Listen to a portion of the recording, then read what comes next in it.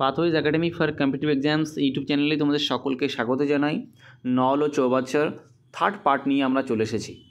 দেখো প্রথম যে কোশ্চেনটা কী বলেছে, এটা টাইপ থার্ড। ওকে, একটি খালি চৌবাচ্চা একটি নল দিয়ে 10 ঘন্টায় পূর্ণ করে।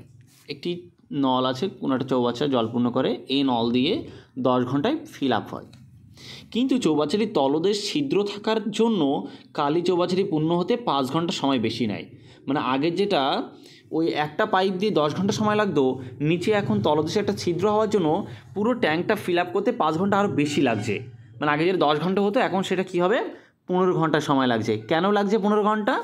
তার কারণ হচ্ছে এই নল দিয়ে ভর্তি করছে, কিন্তু একটা নল আছে ছিদ্র নিচে, বি নাম দিচ্ছি, সেটা দিয়ে কি হচ্ছে জল বেরিয়ে যাচ্ছে। এটা দিয়ে কী হচ্ছে জল বেরিয়ে যাচ্ছে, তো মাইনাস চিহ্ন দিলাম। ক্লিয়ার? জল বেরিয়ে যাচ্ছে, এটা সময় লাগছে কত? 15 মিনিট। প্রথম কাজ হবে এই দুটোর কী হবে বলো, এলসিএম 10 15 লসাগু কত হবে? 30। তাহলে ট্যাঙ্কিতে মোট জলের পরিমাণ কত? 30 ইউনিট বা 30 একক পরিমাণ। ওকে, তাহলে আমাকে বলো এই নল দিয়ে 10 মিনিটে 30 পরিমাণ জল ভর্তি করে, এত ইউনিট জল ভর্তি করে, তাহলে এক মিনিটে কত করবে? 3 পরিমাণ। আর এই দুটো নল দেখো, যখন দুটো ওই একটা নল ফিল আপ করছে আর নিচে দিয়ে জল বেরিয়ে যাচ্ছে, তখন 15 মিনিট সময় লাগছে। তাহলে 15 মিনিটে 30 পরিমাণ জল ভর্তি করে, 30 পরিমাণ জল ভর্তি করে, তাহলে এক মিনিটে কত করবে? 2 পরিমাণ জল ভর্তি করবে। এখন প্রশ্ন হচ্ছে শুধু এ প্রতি মিনিটে 3 পরিমাণ ভর্তি করছিল, আর এ আর বি একসাথে যখন করছে তখন জল ভর্তি হচ্ছে 2 পরিমাণ। তার কারণ কি? কারণ একটা ফিল আপ করছে আর একটা কি খালি করে দিচ্ছে। কারণ এই দেখো নেগেটিভ খালি করছে, তার মানে এ তো ফিল আপ করছিল 3 পরিমাণ করে প্রতি মিনিটে, তাহলে দুজন করছে কত? 2। তার মানে এ 1 পরিমাণ করে কি করছে? প্রতি মিনিটে বার করে দিচ্ছে ছিদ্র দিয়ে। Clear or not? তাহলে বি এর ক্ষমতা কত? 1, কারণ ও প্রতি মিনিটে 1 পরিমাণ করে বার করে দেয়। বলছে এই ছিদ্র দিয়ে, যে ছিদ্র আছে বি, তাই দিয়ে যদি পুরো চৌবাচ্চা পূর্ণ থাকে তাহলে খালি করতে তার কত সময় লাগবে? তাহলে বি প্রতি মিনিটে খালি করে কত করে? 1 মিনিট করে। তাহলে 30 পরিমাণ জল যখন ভর্তি থাকবে তার সময় লাগবে কত? তাহলে বি এর তখন সময় লাগবে প্রতি মিনিটে 1 পরিমাণ করে খালি করতে পারে, তাহলে 30 পরিমাণ খালি করতে কত লাগবে? 30/1 মানে 30 মিনিট সময় লাগবে। ক্লিয়ার? তাহলে D is the right answer. চলো নেক্সট কোশ্চেন। পরেরটা দেখো, বলেছে একটি খালি চৌবাচ্চা একটি নল দিয়ে 10 ঘন্টায় পূর্ণ হয়। কত ঘন্টায় পূর্ণ হয়? এই নল দিয়ে 10 ঘন্টায় পূর্ণ হয়। ওকে, 10 ঘন্টা সময় নেয়।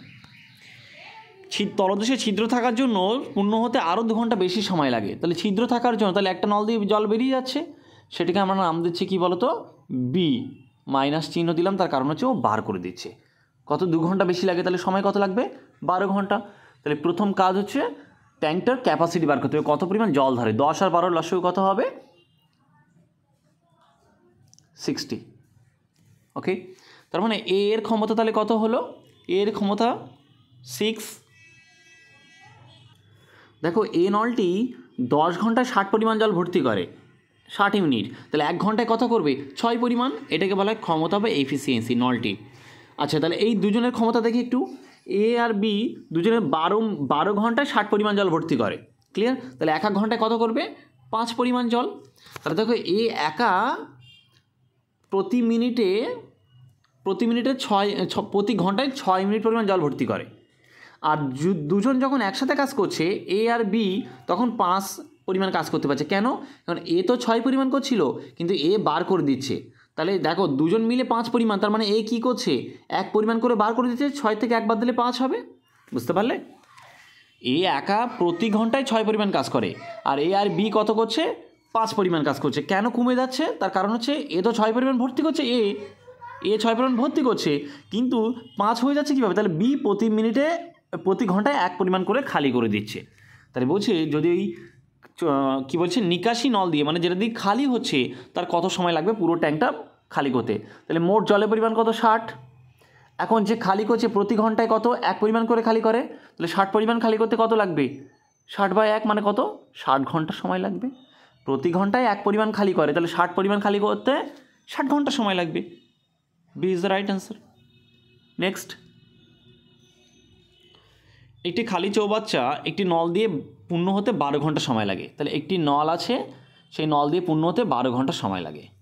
তলদেশ ছিদ্র থাকার জন্য সেটি পূর্ণ হতে সময় লাগছে কত? 30 ঘন্টা। তলদেশ ছিদ্র থাকার জন্য 30 ঘন্টা সময় লাগছে। তার মানে কত কী হচ্ছে বলো তো? তাহলে এ একটা নল তো পূর্ণ করছে, প্লাস কোনো একটা নল আছে সে কী করছে বার করে দিচ্ছে, যার জন্য 30 ঘন্টা লাগছে, বেশি লেগে যাচ্ছে। বুঝতে পারলে? 30 ঘন্টা সময় লাগছে। এখানে আর বলা নেই এত বেশি লাগছে, বলেছে টোটাল সময় কত, মানে একটা ফিল আপ করছে আর একটা খালি করছে, দুটো মিলে 30 ঘন্টা ওখানে বলেই দিয়েছে। তাহলে 12 আর 30 এলসিএম কত হবে? 60। তাহলে বলো এ এর ক্ষমতা কত? তাহলে 12 ঘন্টা 60 পরিমাণ ভর্তি করে এ, তাহলে 1 ঘন্টায় 5 পরিমাণ করে ভর্তি করে। এ আর বি দুজন 30 ঘন্টায় 60 পরিমাণ জল ভর্তি করে, তাহলে 1 ঘন্টায় করবে 2 পরিমাণ। তাহলে দেখো একা যখন এ করছিল তখন 1 ঘন্টায়, এটা হচ্ছে ক্ষমতা বা এফিসিয়েন্সি, 1 ঘন্টায় 5 পরিমাণ জল ফিল আপ করছিল।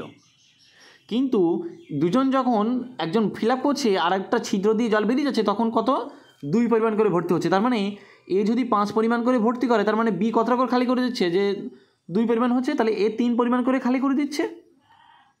বুঝতে পারলে? তারপর তো দুজন মিলে 2 পরিমাণ হবে। তাহলে দেখো এর তাহলে সময় লাগবে কত? তাহলে বি এর সময় লাগবে, বি প্রতি ঘন্টায় খালি করছে কত করে? 3 পরিমাণ। তাহলে বি টোটালটা খালি করতে সময় লাগবে কত? টোটাল হচ্ছে 60 পরিমাণ জল, প্রতি ঘন্টায় 3 পরিমাণ, তাহলে 60 পরিমাণ জল এ করতে কত মিনিট সময় লাগবে?